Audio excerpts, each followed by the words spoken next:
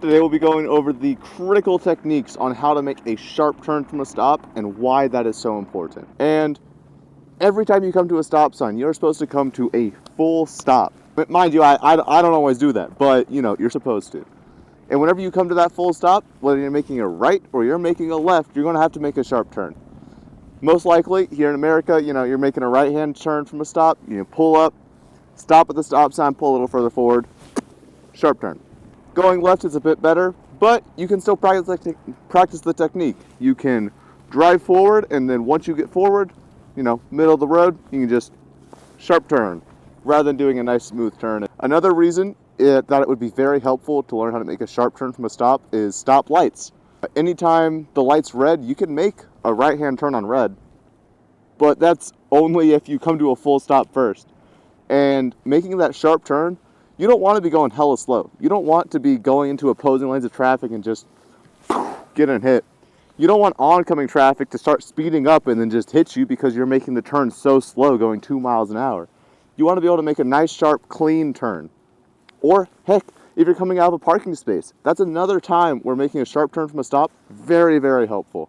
Because sometimes they give you like a lane and a half. So you're going to want a full lock and go without hitting the car that's already coming this way. Plus, it looks pretty cool when you just full lock, look, and you're gone. So those are probably some of the core reasons why you'd want to learn how to make a turn from a stop. Very important to know that skill. Now we're going to be going over on to how to actually make that turn from a stop. Okay, cool. So now we're on to the fun part, the actual techniques you will be learning. First off, you're going to want the bike fully stood up. Pretty simple, pretty obvious, you know, kickstand up. Kickstand up. And now, once you have the kickstand up, what you're going to want to do is position yourself to the more outside portion of the lane. Now, this is just a couple of feet. So, I'm going to be making a left-hand turn, so I'm on the right-hand side of this area. The reason you do that is so that you can avoid the curb, because when you go and make a nice, sharp turn, if you're right on that corner, your rear tire is going to be going over that corner. So you want to position yourself at least a little bit further away from the corner so that it's nice and clean and smooth. Now, once you're in this position, or a little further forward, it's really up to you.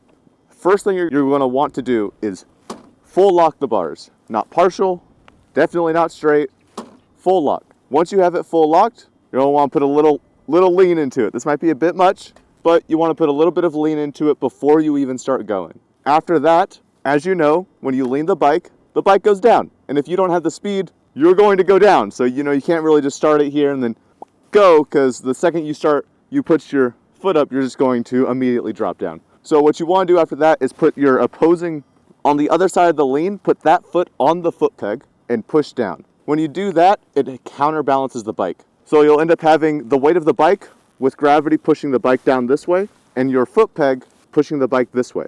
Combined, bike is nice straight up and down, no issues. Now, once you got the bike with full lock, light lean, little bit of counterbalance, I personally shift my buttocks to the opposing side, just helps with that counterbalancing.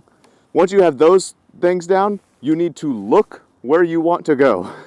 If you look straight, you'll go straight. If you look slightly left, you'll go slightly left into opposing traffic. If you look right, why? So you want to just look straight down as far as you possibly can through the turn, and you just basically start going. When you start going, you're going to want to have a little bit of throttle. Recommend between 2 to 4,000. 2 to 3 should be fine. It depends on the bike. And you're going to just slowly ease out the clutch. You will have to ease the clutch a little bit faster than you normally would, and that's dependent on how much lean you have. The more lean you have, the faster you need to ease it out. The less lean you have, the less quickly you need to ease it out. And if you didn't have any lean, you could just ease it out normally, as if you're going in a really slow straight line, going between 2 miles an hour. But without further ado, I will now show you me actually applying these all at once. There you go.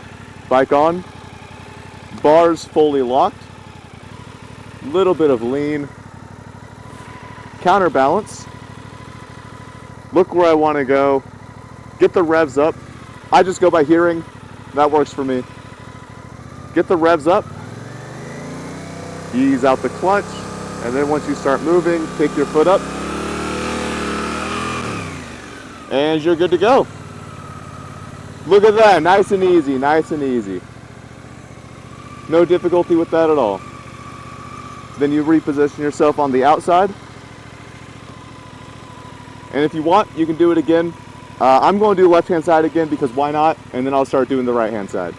So once again, full lock, little bit of lean, counterbalance, look exactly where I want to go, ease out the clutch, and when I start going, pick up my foot, and there you go. And as I'm sure you saw in the video, I didn't position myself far enough to the outside, so I ended up hitting the tennis ball on the side, so oopsie there. There we go. Doing it to the right-hand side now, so right foot is down, left foot is up, full lock, a little bit of lean with counterbalance, look exactly where I want to go, throttle, and ease out the clutch.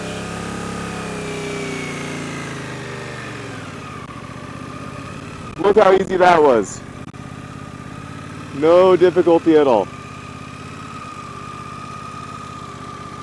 Now have the essential techniques to make a sharp turn from the stop. You have a little bit of trial and error for how to correct it if you start having issues. But I would say bonus, the number one thing you can do in order to consistently always make sharp turns from a stop, or consistently come off the gas slowly, or come to a nice clean stop, or just sharp U-turns, is commit.